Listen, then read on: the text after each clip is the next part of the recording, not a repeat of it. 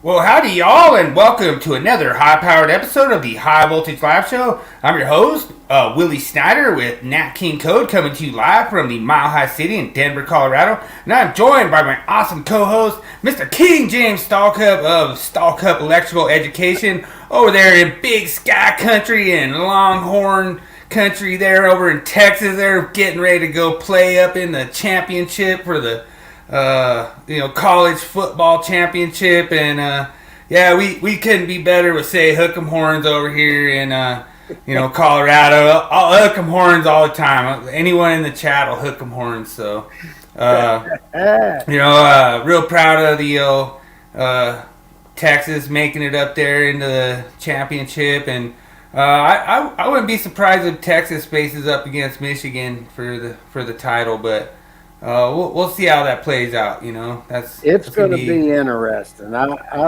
I sort of feel Texas is going to beat Washington, man. I don't know, Alabama or Michigan. If we can take care of our business, then next week's going to even be better. I got to give a shout out to my brother with Go Blue, because he's a big Michigan fan. So okay. I'll give him the Go Blue on this one. I'm with but I really appreciate all the participation I had this week. I mean, you wouldn't believe, James. I mean, there was comments in there so deep I couldn't even get to them all. So I apologize if I couldn't get to all your comments and give responses to everyone. It was really awesome that everyone participated. It was so much fun doing this Myth this week. I just have so much fun doing it, but. We had a Christmas. Hopefully everyone had a Merry Christmas. And, some of the kids this last, this Christmas, they kind of got what they wanted, but they didn't really get all the stuff, so there were some kids that were a little upset, but, I don't know. Let's see if we can roll the meme of the week. All right.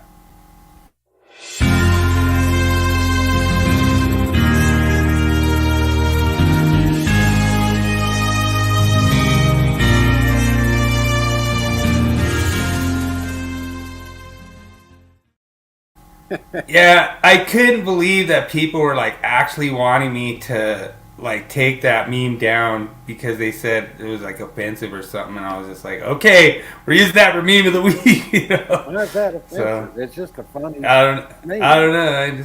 I thought it was funny how the picture of the car on the box was on fire too. I don't know why anybody'd be upset about that. It's just a funny meme.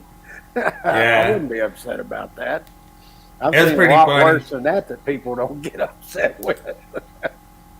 Yeah. So, But like I say, I really appreciate everyone.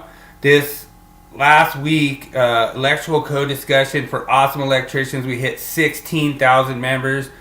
Big shout out to all you awesome members out there. It's really awesome to create a group that has done so well, and I just appreciate everyone that participates every week and jumps in on like the code discussion part of it.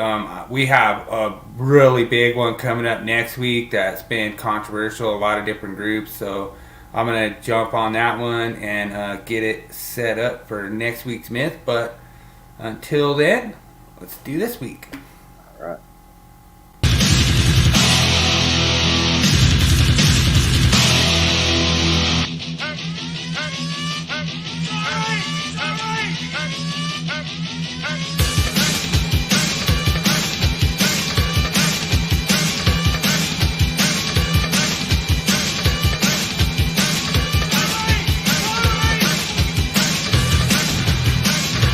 It's time for Myth of the Week.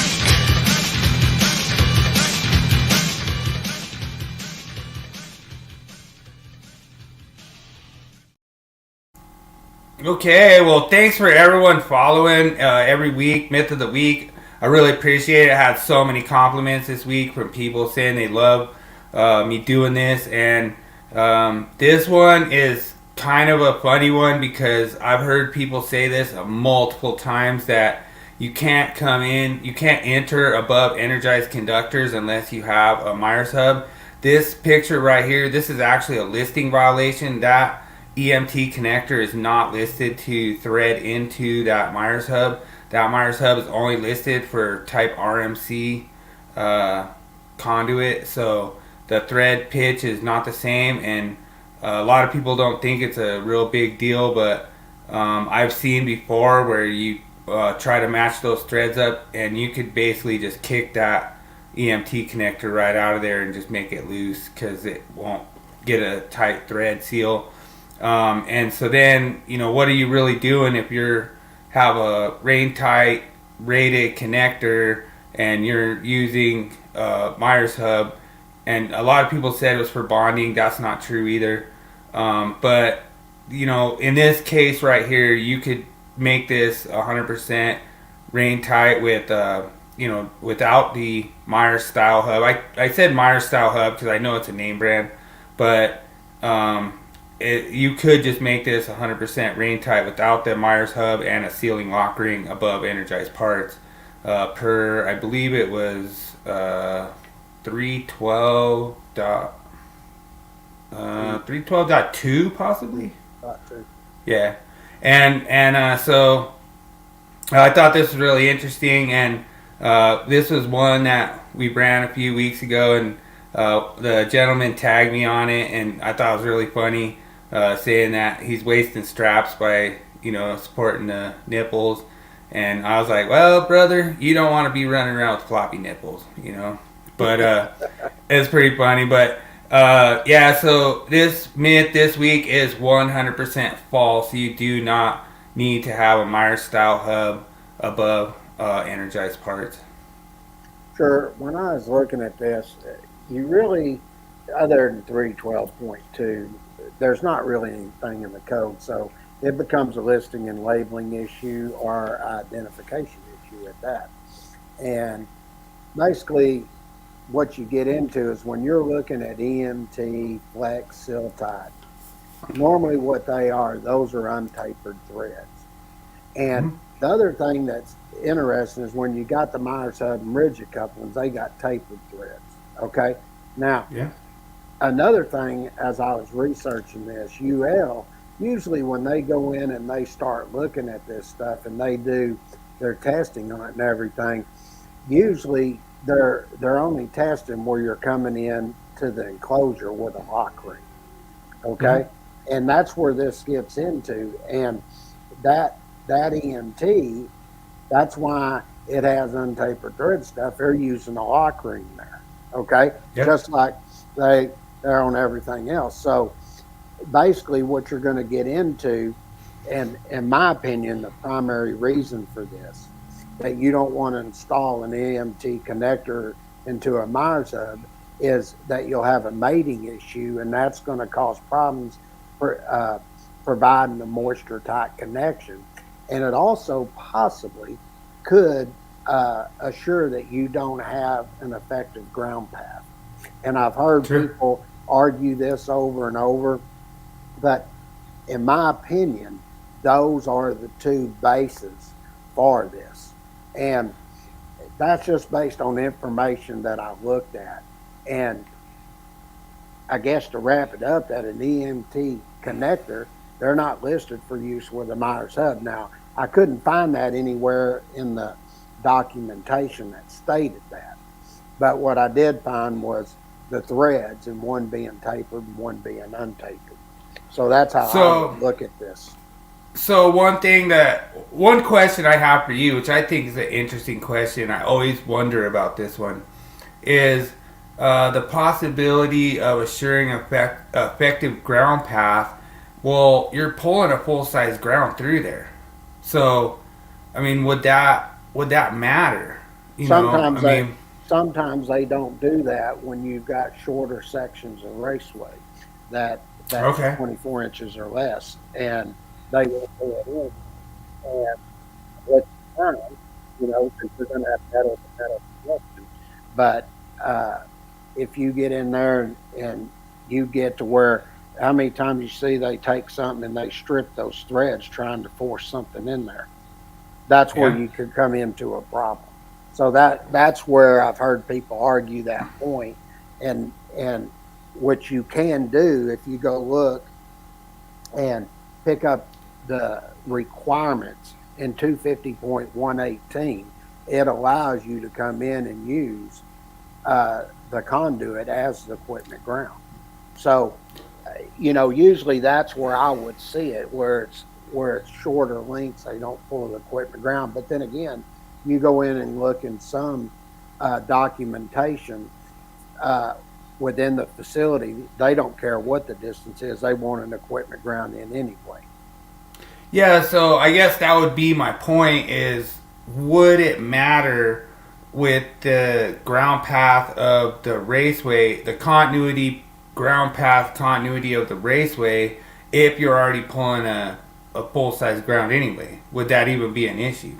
I don't think it'd be an issue at that point. And then what you would look at is the moisture portion of it.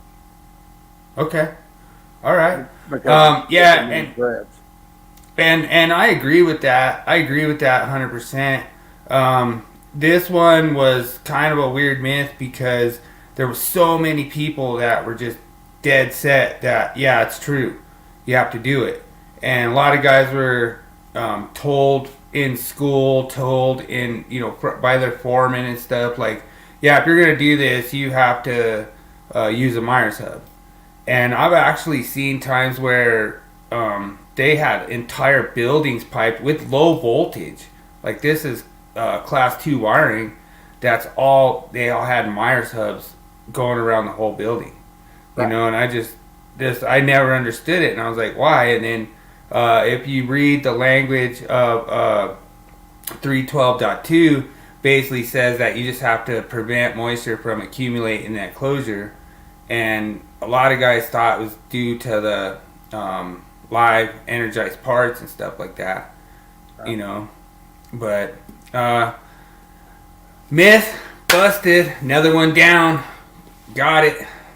So all right, well, let's go to topic of the week. We're going to do a recap of last week's debate. I had some people messaging me on certain things, and they said they wanted to see the text and enhanced content. Me explain it because it was, Jeremy.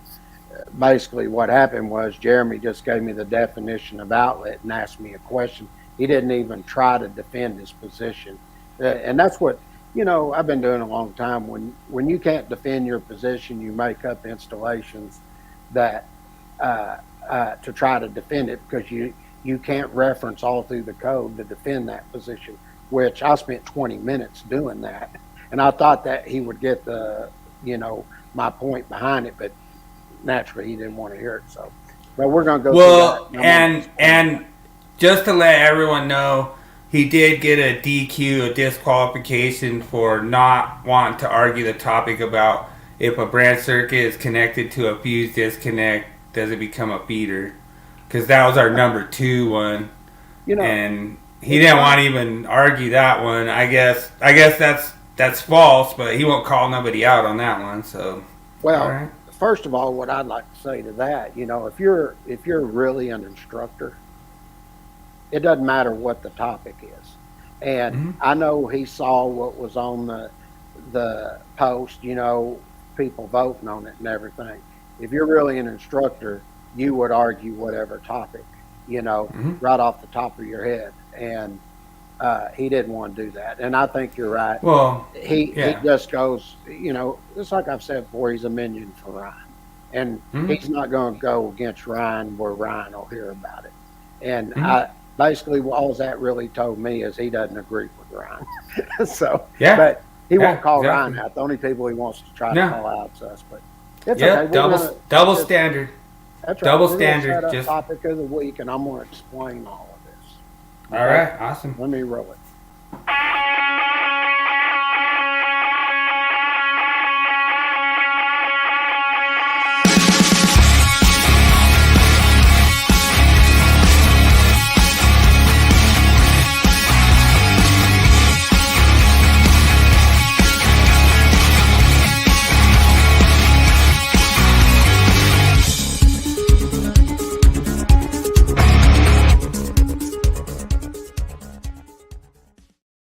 All right, well, let's get this thing kicked off where everybody can see it. And what we're going to do here, like I said, is we're going to recap the debate that took place last week. And the first thing that we got into that we were debating is the outlet location. Now, one of the things that Jeremy said was if we had an AC unit, that the outlet was where the termination is. And I said, well, if that's the case, then it's feeding itself. I said, how does AC feed itself? And he goes, I didn't say that. And I was like, yes, you did. You're just telling me where the outlet is. But I'm going to explain all of this, okay, and why I believe exactly what I'm saying here. And this, and the interesting point about this is I went through all of this before he was ever to give his opinion and defend his position. And he never made comment on anything I said. Now, the first thing I want to point out is an outlet. And it says a point on the wiring system, a point, not any point, it's just a point on the wiring system at which current is taken to supply utilization equipment. All right, now, what I want to point out here is this definition. Anybody that saw the debate back in, I went all the way back to 1947. It probably goes further back than that. But, I asked Jeremy, I said, when you look at when this definition was written, is where you had a receptacle, there was an outlet there, which was the box. You have a switch, that's your outlet, that's the box. You got lighting, where the box up there, that's your lighting outlet. I said, now that's what it was written for back then. And now, all of a sudden, all these years later, with the definition not even changing, now it applies to utilization equipment and everything else that's hardwired. Now, from that point where you read the expanded content for the definition of outlet from NFPA, now listen to this. The term outlet is frequently misused to refer to what? Receptacles. Now, the reason I won't point this out, and if you go back and listen to the podcast, you'll hear me specify this. I go through and I'm talking about Jeremy. Even when I go over here, I go here. They're saying receptacles. Now, the reason they're saying that because that's the point where you're taking and you're getting your energy from. That's the point where you're getting the energy from. That is the receptacle. it is not the outlet where you are getting the energy. And then it says, Right. although receptacle outlets are outlets, not all outlets are receptacle outlets. Now, True. I'm going to show you something here in a minute, but if you notice, it says other examples of outlets include appliance outlets, okay, lighting outlets, and smoke alarm outlets. And I'm going to prove all of this tonight. Now, Okay. if I go over and I look at a receptacle here, what is a receptacle? It's a device, okay? It's a contact device. And all you have to do is look at that. It says a contact device installed at the outlet for the connection of an attachment plug or for the direct connection of what? Electrical utilization equipment designed to mate with a corresponding contact device. That's where you're drawing your energy, okay? Yep. Now, if I go down and look at receptacle outlet, what does it say? An outlet where one or more receptacles are installed. Now, right here, it's not telling me I'm getting my energy from the receptacle outlet, okay? And that's the key word here, outlet. You're not getting your energy from there, you're getting it from the receptacle. Now, he might have had even a little bit better argument if he had said he was getting it from the disconnecting means, because at least you're establishing a point where you're getting electrical energy from, but I'm going to show you why that won't work.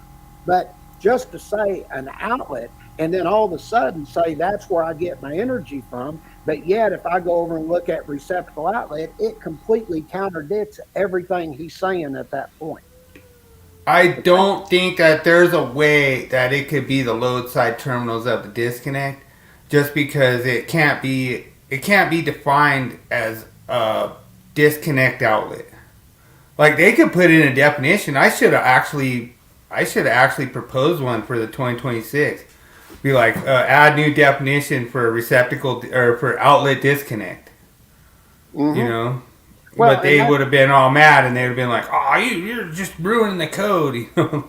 Well, see, the thing that gets me here is they're telling you that that's where they're getting it, and where you look at a receptacle there, it says for direct connection of what?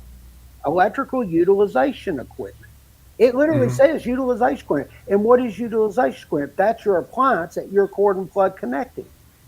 Okay. Yeah. Now, how anybody can argue that is beyond me, but we'll go a little step further. And this is actually funny too, because I was just having a little debate with Weedman recently, and he's asking about cord and plug connecting, and I was like, well, I just hardwire it, and he's like, no, you're not answering the question, because, you know, you're basically, he was saying that, I told him that he was saying that they had to have double GFCI on stuff. And he's like, well, you have to have GFCI on the receptacle, then the utilization equipment already has GFCI internal. And I was like, well, then I would just hardwire it, and then it only has one Class A device. Sure. And he didn't like that. And this is a good point here, because if you look at a disconnecting means, what does it say? It's a device or group of devices. Mm-hmm. Okay. It doesn't, but I'm going to break it down a little bit more. But then you look at a device, what is it? It's a unit of electrical system other than conductor that carries or controls electrical energy as its principal function. Okay? Mm-hmm. So it carries or controls. That means that is your contact point.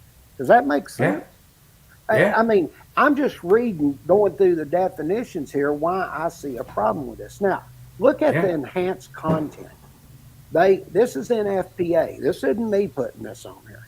It says switches, circuit breakers, fuse holders, receptacles, attachment plugs, and lamp holders that distribute or control but do not consume electrical energy are considered devices. And in other words, you've got a receptacle there. It's got the energy and stuff there, but it ain't consuming anything until you plug something into it. It's the utilization equipment, the appliance, that's going to consume the energy. Okay? Then it says devices that consume incidental amounts of electrical energy in the performance of carrying or controlling energy. Now listen to this, such as a switch or a receptacle where you have an internal pilot light or a magnetic starter. Listen to this, are considered devices and not what? Utilization equipment. Wow. So there's no outlet. That's right. And these are the things that I was trying to point out. And listen to this. Although conductors are units of the electrical system, they are not what? Devices. Okay? And you know, what's his name? Don G with his proposal he submitted contradicts exactly what the NFPA enhanced content says. Yeah, 100%. Because he's saying the conductor does. And he's saying where the conductors are to connect, where they connect, or to device. Connect to. That's right. Yeah, he's going to have problems with that. Now, this gives another example, and I'm going to prove another point here. Now, this is 62554. Okay, this is where we deal with electrical vehicle charging, and it says all receptacles installed for the connection for the electric vehicle charging shall have what? GFCI protection. Now, does it say outlets? No, it says receptacles. This is where you're cord and plug connecting something. Now, watch this. Portable, this is NFPA enhanced content. Portable or fastened in place EVSE or WPT that are permitted to be cord and plug connected must be supplied through a GFCI protected receptacle. This includes all single and three-phase receptacle configurations specified in 62544A and B. Then watch this. The outlets supplying direct connected EVSE is not required to be GFCI protected unless specified in the manufacturer's instructions. Now, this is interesting. It says the outlet supplying. That means you got a box over here where you're making the connection to hardwire that. Yeah. It's not saying if the outlet was inside, it'd say the outlet inside the direct connected EVSE equipment's not required. They're telling you that the outlet that's supplying it. Okay, just like something that's supplying when you cord and plug connect it. Okay, now watch, this is interesting because then I go over and I get in to where I'm dealing with water areas here where I'm like the ocean or something like that, a lake. Now I want to go in and I just want to read A in the enhanced content. It says outlets supplied by branch circuits not exceeding 150 volts to ground and 60 ampere C phase shall be provided with ground fault protection for personnel. Okay? Now, this is interesting because now it's talking about the branch circuit. They're not talking about, they're basically telling you here, they're not saying the receptacle. And the way I read this, they're saying the branch circuit. They want the branch circuit protected. Right. Okay? But let's look and this is interesting too because David Engelhardt proposed for 210.8F to increase it from 50 amps to 60 amps, which I think that's interesting on this, where what's the difference between 50 amps and 60 amps? Like, so if you have a 60 amp HVAC unit that's connected to an outlet, it doesn't require GSI protection because it's too high of an amperage or something. Like, that's weird. I don't know. There was some kind of breakdown with the 50 amp thing. I don't remember exactly what it was. Well, and listen to the way they word this again. Based on the Article 100 definition of outlet, GFCI protection is required for what? All receptacles, lighting, and other power outlets that are associated with what? Natural or artificial body of water. For example, if I have a water pump rated 240 volts and 50 amperes that's supplied either through a cord and plug or direct wire connection, would be required here to have GFCI protection because it is supplied, watch this, via a receptacle outlet or an outlet that's intended for direct hardwire connection of utilization equipment. Now that's interesting because they're telling you it's an outlet that's intended that you're going to have there, you're going to direct hardwire that connection to. Right. It's not saying anywhere in here about connection where it's going to be in the equipment itself. It's saying you're going to go over here and direct hardwire to something. And what this gets into You get out there, you've got different types. You've got shore power. Well, when you go look up and you pick up shore power, what does it say? It says Marina Power Outlet. That's the outlet right there that you're going to connect to. That's why they call it an outlet. And these are the things that I was trying to bring up in the debate, and Jeremy just dismissed every bit of this like it didn't even matter. And I knew this was going to happen, that he was going to sidestep our main argument. Just so everyone out there listening knows what James and I were arguing. Basically, they're sitting there saying, okay, so if you hardwire a piece of equipment on this boatyard or marina, then you're only required by code to have 30 milliamp protection, GFPE. But then if you go hardwire something else under their broad statement, then you have to have Class A, and that's just ridiculous. No, they're saying you need double protection, and he said literally. I started laughing. He literally said you needed double GFCI protection for EVSE. I said you're freaking nuts. I've never heard that before, and I've been around a lot of different installations. I haven't seen that. I mean, it just amazes me, and if what they're saying is true, then why do I even need this other GFCI protection? Because basically, I'll give them an education here. The reason that they have them other classes of GFCI protection is because guess what? The Class A is going to trip. Okay? And that's where they're telling you need this GFCI protection, even if it's hardwired. Now, the interesting thing about this is when they get into this, it could be inside and be hardwired. Then I don't need GFCI protection unless it's specified by who? The manufacturer's instructions. Because see, if you go back here, what does it say? Right here, unless specified in the manufacturer's instructions, the very last thing in there for the enhanced content. And that's for direct connected. Now, if it's outside, okay, well, if I go outside and I direct do it, then it tells me I still don't need it unless the manufacturer says it, because I direct hardwired it to what? An outlet. Now, the interesting thing about this is, where does it talk about in the definition, like receptacle outlet, where am I drawing the energy from? That's the interesting thing about this. You got a receptacle outlet, you're not drawing it from the outlet, you're drawing it from the receptacle. And when I go over here and I hardwire connect it, all that is just terminations. You're not pulling energy from any type of device or anything. The only device you're pulling it from is where? The circuit utilization breaker. Equipment. The circuit breaker. That's where it's coming from. And that's why I have a problem with it, because it specifically states the device. And if I go back here, let's just look at it one more time. Right here, enhanced content.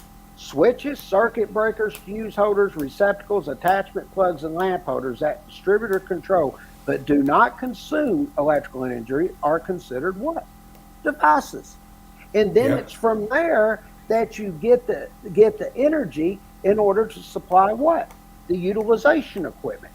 That's why I always say, when you go over, all you're doing is making a termination, because where you're drawing the energy from is a device. It's upstream. So that was the one thing that kind of made me a little bit mad.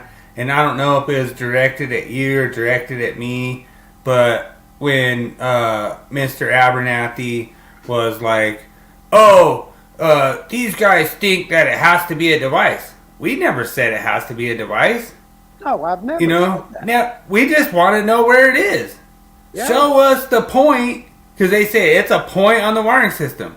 Well, now you got this guy over there, Russ LeBlanc. He's like, it could be any point on the wiring system. No. So now you can just put it at the breaker, you can put it at the disconnect, and I know why he did that, because you have all these different educators out there that's like, oh, the outlet's at the disconnect. Oh, the outlet's at the unit. No, the outlet's in the middle of the wiring method. The outlet's at the connector. The outlet's at the GRC coupling. You know what I mean? You can't do that. It has to be a specific point. You can't sit there and just say it's wherever we want it to be. Well, you know? Just like Gibson, 682 15/8 amps content, it says at the end of it, or an outlet intended. Well, are you telling me if I go out there and put utilization equipment, they've intended an outlet to be installed in there? It doesn't say it in the manufacturer's instructions. No, what they're telling you here, you have an outlet, a box sitting over that's intended to direct hardwire that in. And that's why I say when you get over there and you look at a power outlet, it says marine power outlet.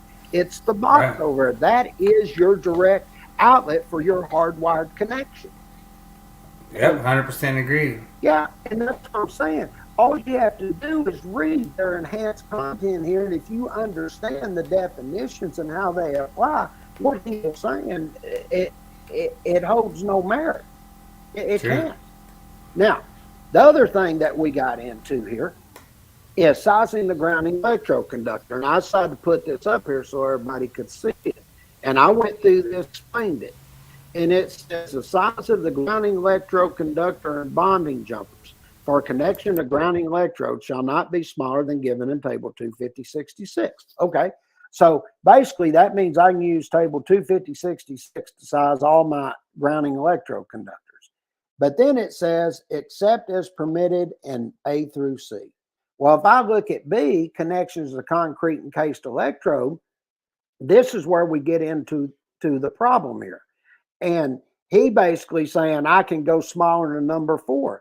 And I've been many jurisdictions. Nobody ever allows you to go smaller than number 4. But he said the way the language reads, I can go smaller.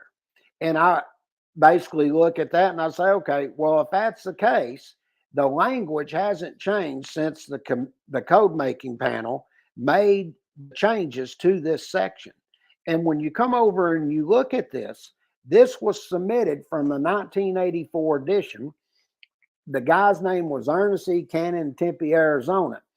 And what it says here, in the revisions of 1975 for the 1978, concrete encased electrodes were relocated from section 250-83A to 81C, and rebar was added.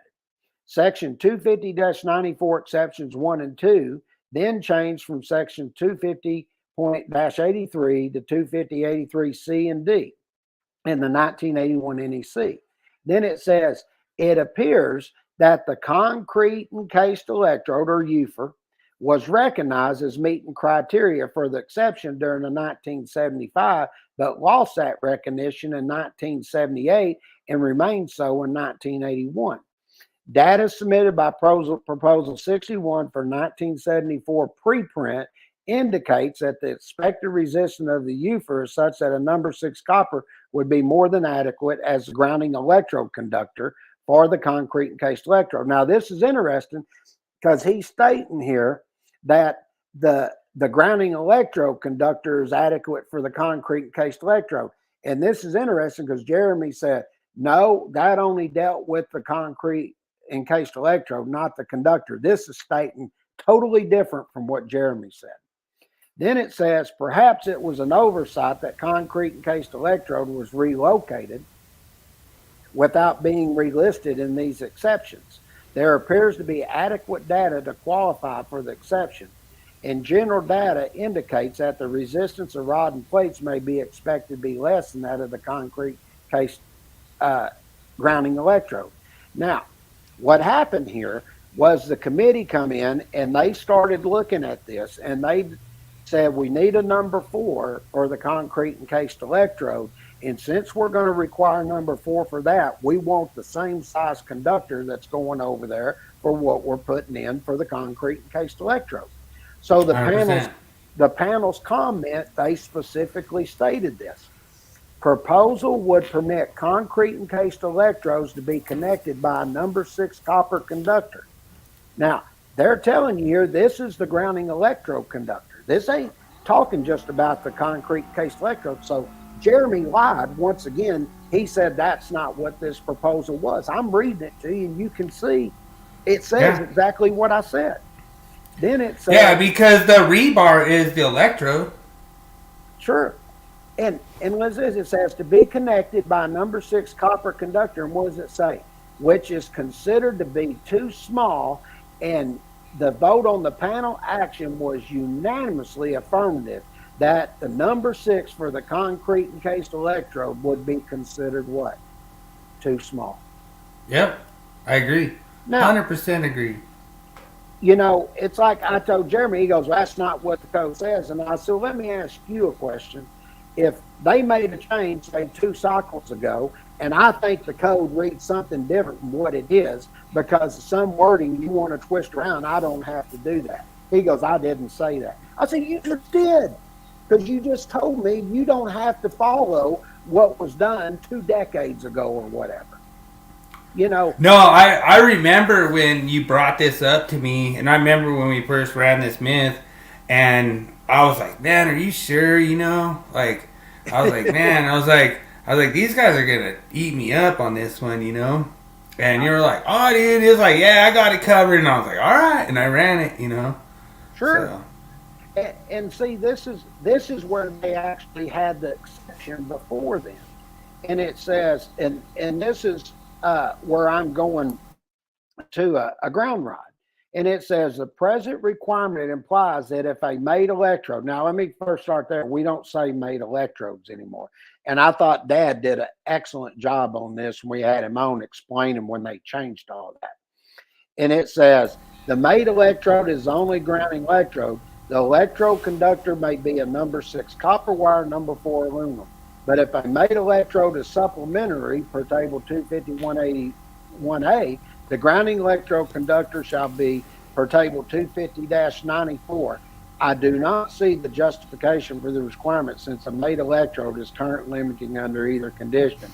And they tell you under some conditions this would permit made electrodes to be connected by an undersized conductor. And that's going back saying you couldn't use a number 8 on it. Well, and I like the term soul, where it says delete soul connection.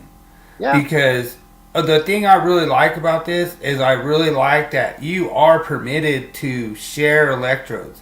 So you're permitted to take the concrete encased electrode, come up to a plate, take ground rod, come up to a plate, take building steel, come to a plate, and take that plate to your freaking main. Sure. So to me, I like that. That gives us more flexibility with what we're gonna do. Like now, if you have to take a dedicated number 6 from the ground rod all the way to your panel, that's stupid to me. Yeah. You know, because what this rejection is that it doesn't have to be a sole connection to the first means of disconnect or wherever your bonding point is. Sure, and I like that. I think what they've done, I think they very clearly, and it was unanimously affirmed on both of them, that doing the things that he's talking about would allow you to put an undersized conductor in. And I think the panel was very, very clear on that, and they wasn't going to allow that. True. Yeah, I agree. No, that was really awesome the way you put that together, and like I say, it was really funny because we have to have Weedman on again to talk about more stuff. Like we need to find out why all the people or members are like leaving the IBW stuff. There's stuff that he probably knows that we don't know. We'll have to check it out, see, maybe have him on, find out why. Well, I actually like debates, because I enjoy it. But, if you're going to come on and you're going to take and say so-and-so, at least defend your position and show me places throughout the code where it goes with your position. Because I showed probably, I took 20 minutes. I probably went over 10 different items that specifically based on NFPA's own enhanced content, that what he was saying wasn't correct. And he never did that. Sure. So, Yeah. Anyway, 100%. that's my 2 cents. No. To wrap that up. Now, I do got one more thing for the people that watch video. I've already posted up. Starting next week, we're going to start it'll be at least 12 weeks, I would assume. But we're going to be doing the calculations for anybody that is getting ready. Even if you're just taking the German, you're going to learn some master stuff too. But we're going to do it for the German masters, and I'm going to go through step by step explaining the calculations and everything based on 2020. We're still updating the illustrations for 2023, so I can't do that. But the main thing, the calculation had to change. It made a section or something, but the same calculation will still apply. Right. And I like that you're doing it for 2020, because right now we have like a ton of jurisdictions that's on 2020. And the whole thing is, like, right now Colorado's on 2023, but my apprentice actually proved to me that you could take and pass your test with like an older code book. He actually took the journeyman's exam with 2017, and he took his 2017 to 2020. He still passed. So yeah, you can still do it. You can still pass it. So that's awesome. Really appreciate you putting this together, James. I really appreciate you letting me latch on to you, and really appreciate you. really appreciate letting me cloud your mind and make your interpretations the same as my own. But it's been awesome, like, ever since this whole thing started. Just so everyone knows, like, when I first reached out to James, I was like, yeah, let's do a podcast on this whole GFCI thing, because everyone's talking about it. And you were just blown away. You're like, what? They're actually saying this stuff? And what was funny is I was still arguing the same point back then, and I've never changed on any of it. So awesome. Thanks for joining tonight. Merry Christmas. And awesome. Thanks for subscribing. Go to Stallcup Electrical Education, and you'll just type it in the search bar and you'll find it. Over on the YouTube. Yep. Yeah. No, awesome. Thanks for joining. I know you kind of threw everyone for a little flip on that, because it used to be DeWalt Online Academy. Changed it to Stallcup Electrical Education. So yeah, let me go over here and grab it and get it for them. It'll take me that long to copy the channel page to go to. Now, one of the things that you have to subscribe, it's funny because as I was going through, and I went through and I put it on private today, and all of a sudden 4 members joined. They wanted to, and that's something that, I was looking on there, and I had 5,000 views. People were on there just the last 30 days, but there was only 202 people on the subscribe to it, but I had 5,000 views. I was like, I'm gonna put this on private. If you're gonna come over, all the videos are free, and come over, at least you do subscribe. So I thought I'll put it on private, and then they'll subscribe, then they can see everything. So do you know who got those 4? No, this just happened today. Yep, that was me. Oh, was it? That was my people. Okay. All right. Yeah, but no, a big shout out to my people out there. It's pretty awesome. Like, everyone, like, I always tell them, I'm like, hey, it's podcast day. It's podcast day. Everyone's gonna have a good day. Everyone's gonna be positive. So it's pretty cool, and so I get everyone fired up. And then what do? They subscribe and enjoy the podcast. So that's pretty awesome, and I appreciate you putting this together. Mr. King James, thanks for letting me latch onto you and warp your mind to I did like this mind control. Everyone doesn't know I did this mind control on James. I was like, I warped his mind. Dude, you have to freaking add support on a nipple. You know? Only the strong survive. But no, it's really awesome. I can't believe that we've almost going on 2 years, man. It's freaking awesome. And so I'm very impressed with our progress, and I am ready to go to Tool of the Week. Here we go.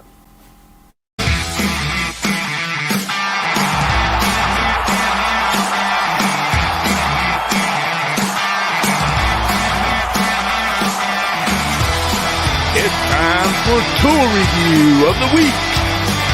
Sponsored by Electricians Only Tool Review and Nipex Tradesman.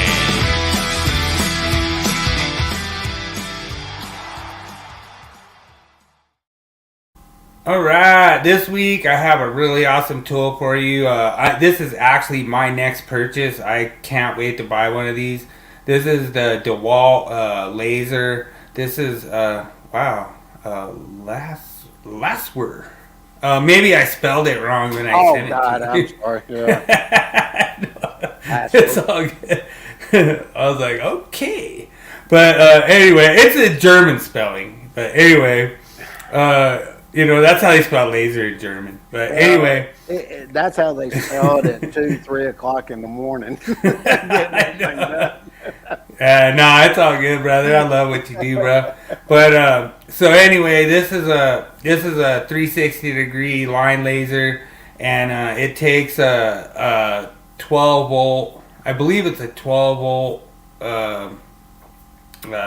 battery, and I think that it's an actual DeWalt battery. I think it charges in the same charger as like your 20 volt or whatever. So it's a rechargeable battery, which I really like about it. I looked at all the other ones. I actually have a picture. Like if anybody wants to hit me up and see more pictures of this, I actually took a picture of one of the guys that I work with. He has one, and it really works good. Like I would like to actually show some more in the field stuff with it. It has like a line, and it has a dot, and it has like all these different features you could do. It really works good. This is a pretty new product for DeWalt, and I really like it. I'm a big laser guy. I like using lasers. The laser I have is actually the Bosch. We featured it in another tool review, and it just has the dot that goes straight up and the dot that goes straight out. Which is, it's level and everything, but with this one, with the line, it makes it a lot easier because you could just set your line all the way across the room and then just run it all out. So really good product. If you guys go out and you buy the DeWalt Laswer, then you're not going to find it. It's not in stores yet. That's the German model. But, yeah. Dude, I can tell you right now that you put together like such a great podcast, bro. It's awesome. Like nobody can rip on you, man. But I might rip on you a little bit if you get the code question of the week wrong, because this one's a little tricky. I got a few people on this one, so let's look and see what you got here. Yeah. Receptacles of primary, freestanding type office furnishings. Oh yeah, this came in the code about 2-3 cycles ago. Article 605. God, I hadn't looked at that. But let me look here. Let's see. I think you're trying to trick me here. Maybe. You are, because it's not in foot. They say it in inches. Not. I'm guessing at this, and I'm gonna be honest. I hadn't looked at this in a long time, but okay. I don't even know what section. I know it's in 605 something, but if I'm not mistaken, let me look at this again. It's freestanding. You got the receptacles, so you probably won't be as close as you can because it is a freestanding type. So I think I think it's 12 inches. I think D 1 foot. I think that's what it is, but I'm guessing honestly. Okay. So that's your final answer, huh? Yeah, I think it'd have to be as close as possible because it's freestanding type, and they would want it there because it is office furnishings, and they're going to be plugging in their computers, everything else. So I would have to go with D. All right. Well, I'm gonna have to say you nailed it, and you were right. I thought I was gonna get you. I only got you on one, but the last one I got you on was close to that, and I tricked you. So awesome. You got it. You got that one. So well, it is Article 605, isn't it? Yeah, 605 something. It's funny because, like, dude, I got a lot of people on that one because everyone's like 6 foot, 6 foot, 6 foot, 6 foot, and I was like, oh, I'm gonna get James because it's really easy. You know what I mean? I was thinking easy. I was like, oh man, I'm gonna get him because it's easy. You know. Well, you know how I am. I do process of elimination and use common sense sometimes, and I hadn't looked at that in forever, and I was just like, hell, it should be as close as possible to it. I'm sure it has a distance. I didn't think it was E. There wasn't anything required. Just so everyone knows, James is like 97-1. I got him on one, so. That's a pretty good percentage. I'm still proud of the one I got you, though. I guessed at that one. I did because I did not. Man, I hadn't looked at that. I mean, when did it come in? Wasn't it 2 cycles ago that came in, Article 6? Yeah, I think it was 2 14. cycles ago. Because I remember us covering it, and one of the things that we did when they put the office furniture in, we actually drew where the like a schematic that was inside the office furnishing equipment and all the things that all the different circuits and how they would route through the equipment. We actually had one of those diagrams like that. Oh wow. Okay. That's weird, David. We'll have to look into that. Yeah. So David actually has a new page now called Electrical Wizardry. And send me a link to it to come on. Yeah. Is that on Facebook? Yeah, it's on Facebook. Electrical Wizardry. Yeah. Okay. So it's awesome, David. You know, I think if you subscribe to the channel, it'll let you get to it. I think that's what it is. He said he's already subscribed, and he is. The whole thing is, yeah, I'm already subscribed too, and it, even though it changed, it's still the same. Okay, I'll check that tonight and see what's going on. It might be a setting that I put in. Well, no, because even if it's private, I'm going to have to go look and see why it's doing that.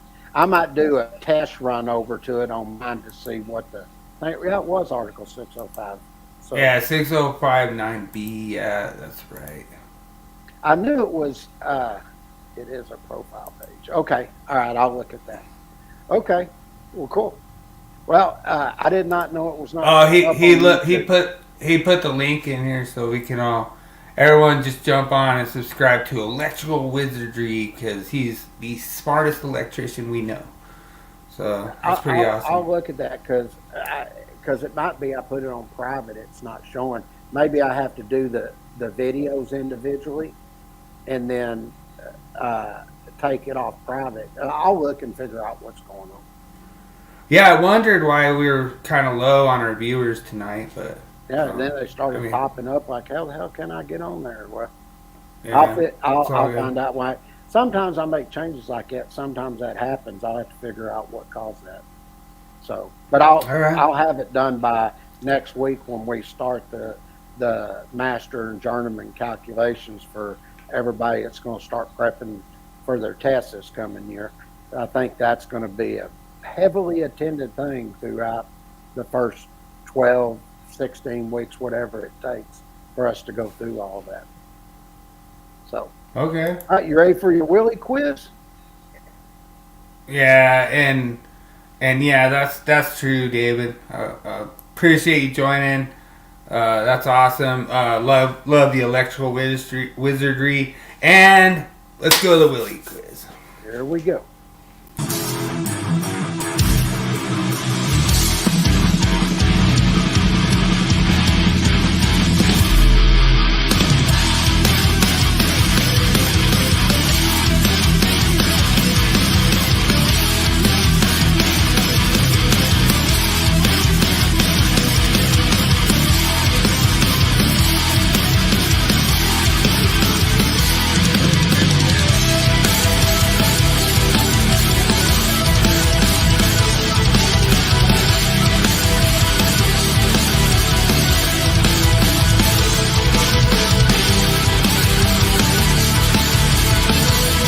You are now entering the zone of the Willie Quiz.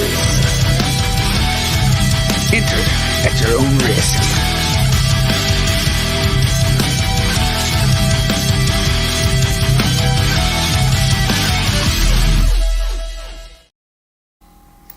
All right, so it looks like David Englehart is willing to challenge you this week. So good luck, David Englehart, in the easiest quiz I've ever put together. Line. All right, so easy. See, that's a guess. Let's see, you're lying. All right. Okay. So how many electrical... Dude, you like the over-unders. All right, so how many electric vehicles are estimated to be on the road worldwide? Is it A, over 25.9 million? Is it B, exactly 25.9 million? Or is it C, under 25.9 million? Good luck, everyone.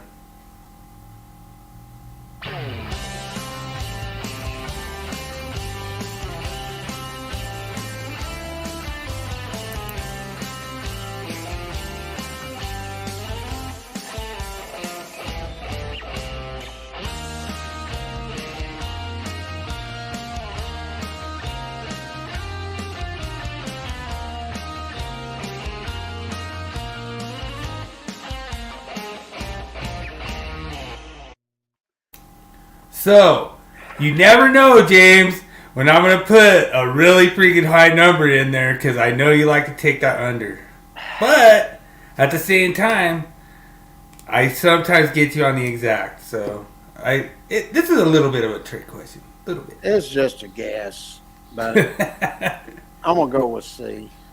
I like the under, so I'm going with C. It's going under. All right. Yeah.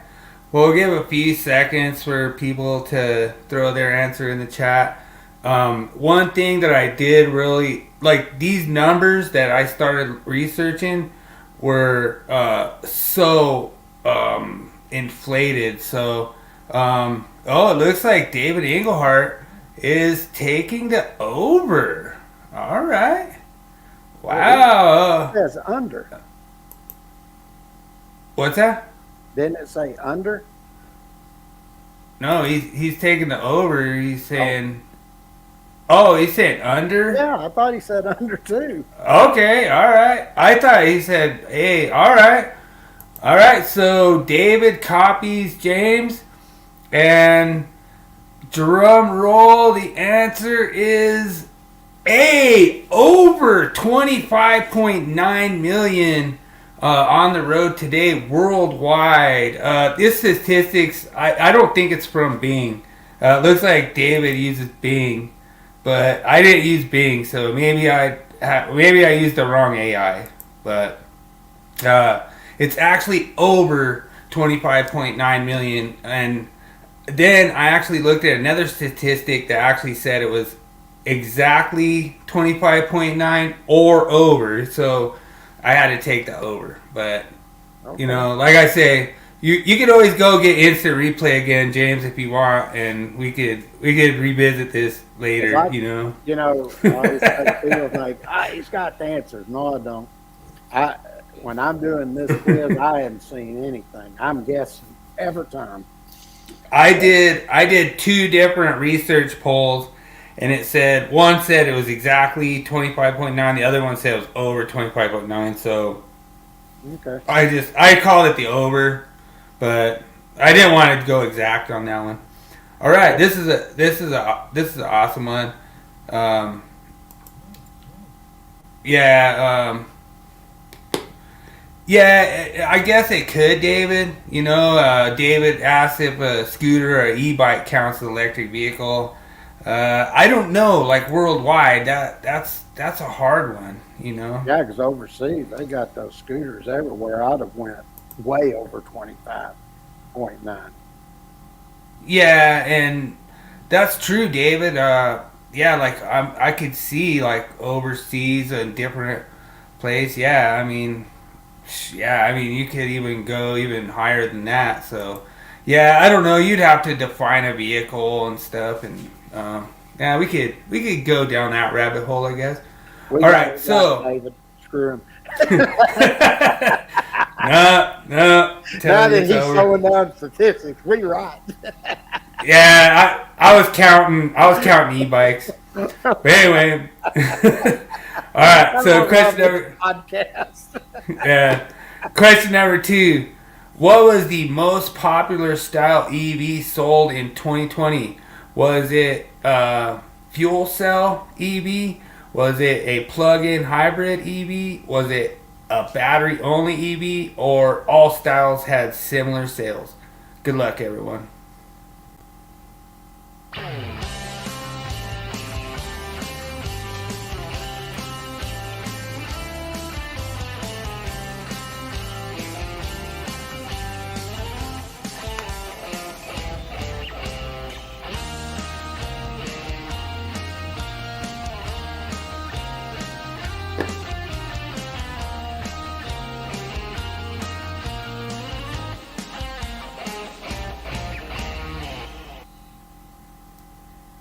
All right. This is, in my opinion, between B and C. And I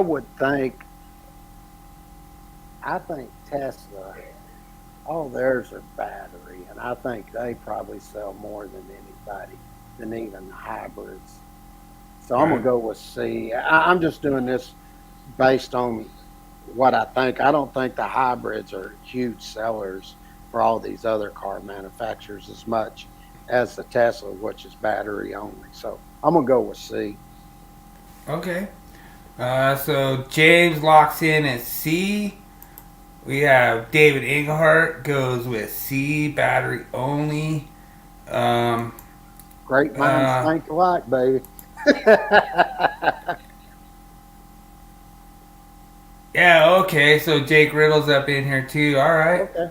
Cool. Awesome. Yeah, and that's awesome. That's really good answer. And drum roll, you're both correct. C is the correct answer for question number 2. So I don't know the statistics, but it was Tesla the driving force behind yeah, it basically said the battery onlys were the highest one. I thought I was gonna get you on this one because I thought you'd pick hybrid. Because, like, dude, if I was gonna buy one, I wouldn't trust the battery only. I don't know. To me, I'm still on the fence about it. I don't know. Well, I was just thinking of all of them that Tesla sold, and that's why I went with it. Because, I mean, I was like, wow, Tesla sells a ton of them freaking cars. I see them everywhere over here.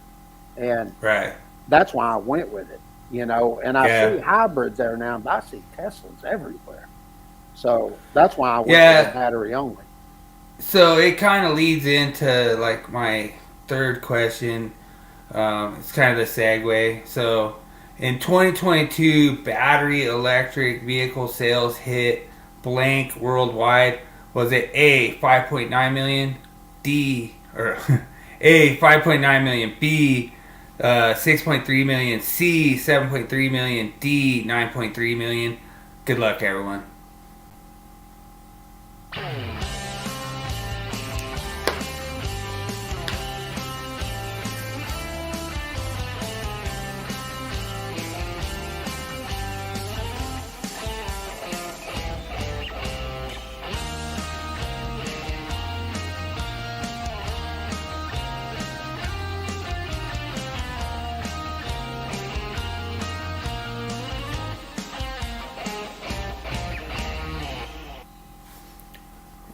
So I don't know. If this is Jake Riddle or David Englehart, but he does not know the validity of the fuel cell. I didn't even, when I was reading it, I don't even know how it even works. Really, it was weird. Okay. Well, looking at this one, this is worldwide. God, I would think if you were selling, they were so worldwide. God, I think you would be looking at hundreds of millions of dollars, in my opinion.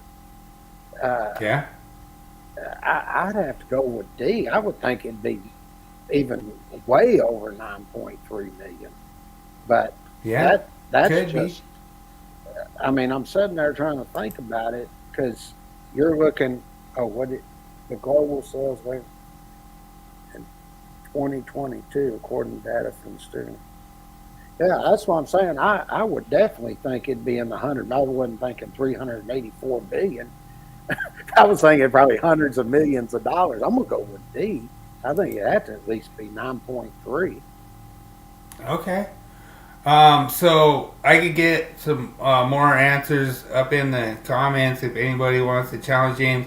Like I tried to make this seem, like fair. Like I tried to make it easy. Like you always like to take the under, but sometimes you take the over. This part you're trying to take the over. I mean, I'm just thinking, God, just Tesla alone should have sold that. I'd say $100 million. Yeah, and so I really appreciate everyone joining tonight. Joining in on the contest. Like I say, these statistics, I should actually state like where all these statistics come from and everything, but we have one that came in 7.3 million. Ooh, okay. So the correct answer is C, 7.3 million, and that is only for battery vehicles only for the fiscal year of 2022. You're telling me that Tesla only sold 7.3 million? I find that hard to believe. In 2022, in that fiscal year. It's not like if you put this statistic up, like that's everything, that's all of them overall. That's not separating all the different kinds. Yeah, but that's all of them. You're talking that's all 384 billion. We didn't even. I mean, would we crack 2%? I mean, I find that hard to believe as much as they push that here and with all the discounts and everything. Yeah, and so that is correct per the DAE. So I don't know what DAE is, but the DAE basically that was statistics that I used worldwide. So congratulations on stealing my answer from DME, but that was the actual where I got the statistics from. So okay. If anybody thinks I'm wrong, I'll correct them. I'll admit that James was that wrong just surprises again. me that's all he said. I would have thought hundreds of millions of dollars. Honestly, would have. I wouldn't even have thought twice about it. I mean, maybe they only calculate profit after they have to give back for all the subsidies or something. I don't know how that works. Yeah, they must. I know there's a lot of subsidies in there. I mean, you think about it, you buy a Tesla. I mean, how much are they? Like 90,000, 100,000. I mean, yeah. I'm just sort of sitting there adding up in my mind. Oh, DAE, David A. Englehart. All right, Mr. David Englehart, Mr. E. Statistics. I'm sitting there thinking to myself, if you're buying a Tesla, it's $100,000 for that Tesla. And I don't think they're that expensive. if you just, well, if say there were 50,000, you sold 20 of them, that's $1 million. I know they sold. I mean, you're talking 20, 40, 80, 100. I mean, you're talking 120 cars just to get to 7 million.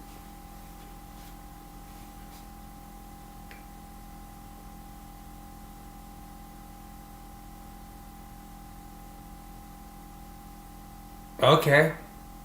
Yeah, okay, David Wow. tosses up some good stuff.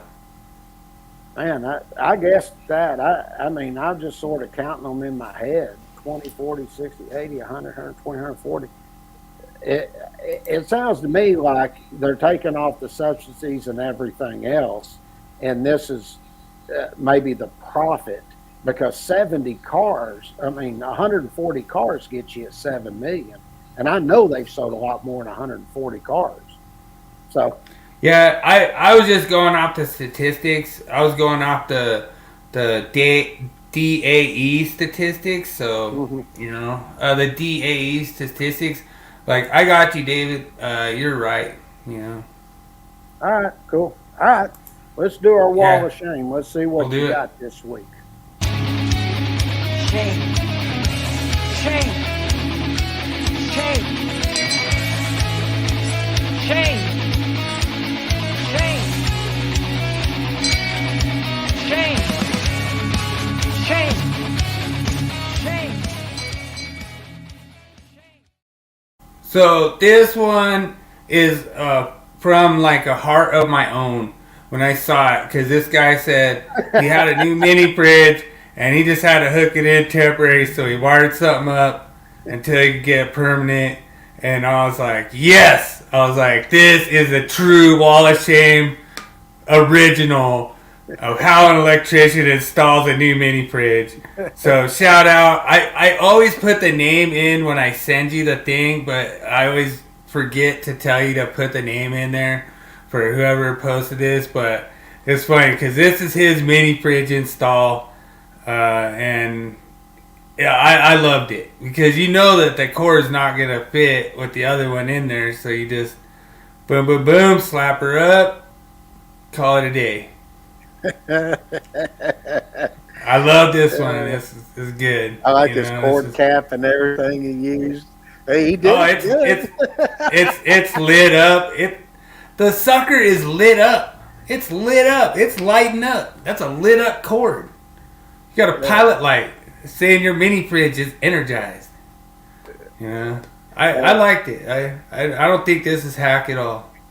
You want to get it done? Get an electrician in there. Yeah, I liked it. I was like, oh yeah. Like, dude, my wife is sitting there going, "Hey, when are you gonna hook up that mini fridge?" What are you talking about, babe? It's already done. I just took the stuff out of my work truck and we're good to go. It's already on. That thing, we already got cold beers in there, you know. Get that cord and that cap. Probably cost him about $10 to do it all.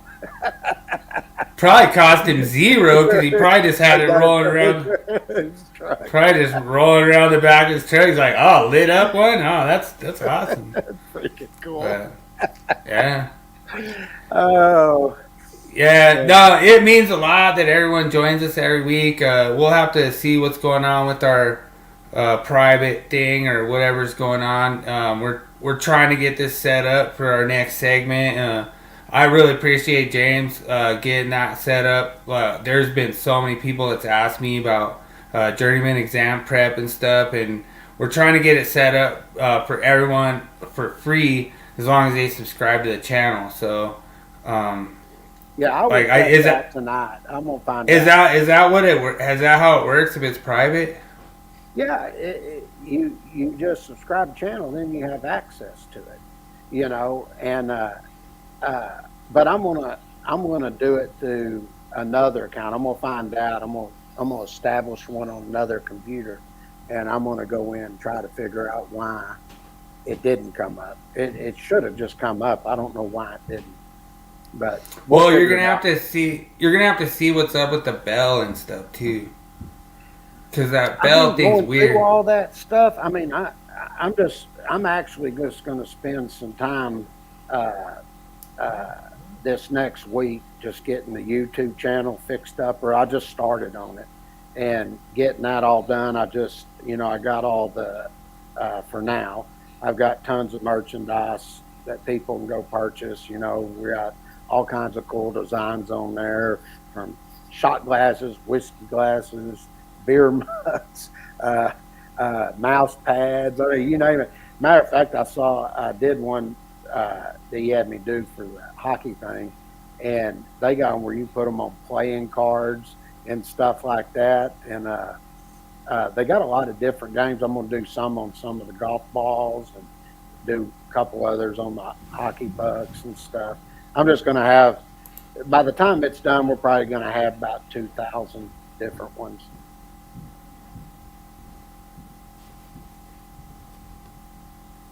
I think it's changed. It's probably a different one now. No, I'll have to go on there and look. I've been building the other website, and I hadn't checked the old one. Well, it's not old; it's still there, but I'll go check that. Yeah, we'll get back with you, David. Appreciate it.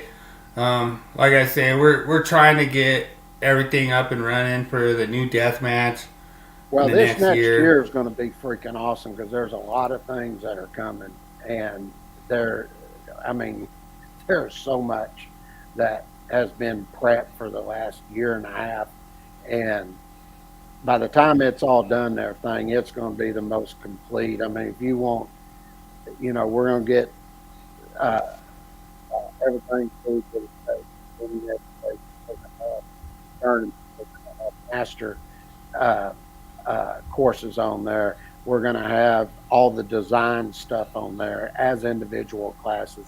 We're going to be coming in after that, getting 70E. We'll have the generator, transform, motor, compressor, or if you want to do troubleshooting, all of that. We're going to show you all of that stuff. Then after that, I'm going to do the 70B. And by the time I get all of that, you're going to have well over 100 classes in there. Yeah, I'm sure that James could get you set up because you have the 2020 Journeyman done, right? Well, we hadn't opened anything yet. I've already put the Journeyman and the 2020, and I've got the stuff that's almost completely done for the 2023. The 2023 changes. And when we come out, we're going to come out with the Journeyman, the generator, transform, motor, compressor, the 2020 changes, and 2023 changes. Those are going to be the first four, and then also the calculation. So we're going to have quite a bit to choose from when we come out. And then I'm going to set up also through the website, and then I'm going to have some other videos on there for the merchandise and everything, and basically highlighting the High Voltage Live podcast, our merchandise store, and all of that stuff. So we're going to have quite a few things that are going to be on there. I've seen a lot of the others, and this is going to be a full blown out thing. So it's taken a lot of time and a lot of work, but when it comes out, it'll be the best out there. I'm telling you, it's going to be incredible. And then plus, I can't say, but there's some things going on. We may be working with somebody, and I'm not sure how that's going to go yet either. So it might be, I can't say, but there's quite a few things that are going on. So are you going to email David? Just give him the update? Yeah, I'll send him an email tomorrow. Okay. I'll go over and look at the template. The Vote Online Academy, because I'm about to take that out. It's going to go away. Ever since my mom passed away, basically they have taken now at first year Grable Incorporated's no more. So Dad, he goes, I just want to do things what you're doing. So basically I'm taking over, and I said, why don't we just call it Stallcup Electrical Education, And he goes, you do that? And I said, yeah, I'll do it because it recognizes you. I said, the only reason I do it for because Mom got mad. She didn't want, the Stallcup name being used that way. And he goes, okay. So we're going to set it up that way. So I've had to go back and change a bunch of stuff because we were doing it for him. So, all right. And he'll slowly but surely be working with me on a few things here and there, but pretty much his day consists of now he gets up around 12 o'clock, 10 o'clock or something like that. Sometimes he gets up earlier. He gets up, has some coffee, watches some of his Western movies, and then he'll come in here and work for an hour or two, and then he's like, screw it, I'm done. Then he goes in there, like now he's in there watching the bowl games and stuff. So I told him, okay, I said, if you want to still hang out. So we got him here with me, and I'm watching after him and stuff. And especially after he had that when he fell and hurt himself. And so I've sort of taken care of him, taken him out to eat and stuff. So nice. Well, we would really, we would really like to have him on again. So if we get that, like, I'd even sacrifice any of my segments to get him on for his segment. Oh, we'll get him on. I told him, I think he needs about 3 months to heal still. He broke his wrist when he fell and hit the concrete. And wow. It's just now, he has trouble getting up because he fell on his shoulder too. And wow. It's slowly getting better, but there for a while, I literally had to help him up, pull him up. And now at least he has to, get down on the edge, and then he has to really push to get himself up because he's so sore. And so we went down the other day and spent like $2,500 on a chair, and it's got like the little bags that go up, like this, and massages him. So he at night he sleeps in the chair because it's more comfortable for him, and keeps him from turning and laying on his shoulder, which hurts. And so he's probably got about 3 months before he's healed. He's 80-something years old. I mean, he's 84, and you don't heal as quick as you used to. So true. It's going to take him a while. Dude, I'm still healing from Thanksgiving football, man. I'm like, Heck yeah. Man, them kids, it was adults versus kids, and them kids are just rocking us, man. Like, they were like literally tackling us, It's like, come on, man. I was trying to just catch the ball. You don't have to hit me in the ribs so hard, but. Hey, you're that old man. Take it like I'm still like, oh, all right, got this side back. But, it's awesome. We had one where we played, and Austin, my son, and his buddies were over, and I caught a ball, and they come up and hit me, and I'm sort of big, and they just hit me when we're bouncing off of me.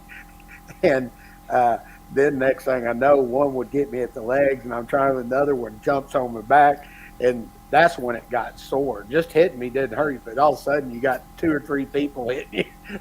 I was hell with this. I'm too old for this crap. The bigger you are, the harder you fall. Check it out, baby. But, it's all muscle out there. There you go. That ain't fake. Yeah, I agree. I don't want to flex. I don't need any more fans. But it's really awesome. Everyone joining every week. It's a lot of fun doing these. We'll have to check out the little private mode thing. Maybe people weren't able to join, because I know I had a lot of people on my end that were trying to join, and I don't know. Like, I know they subscribed, but I don't know if they were able to get on or not. So apologize if you weren't. Apologize if you weren't able to get on. Appreciate you joining, David Englehart. Appreciate you joining, Jake Riddle.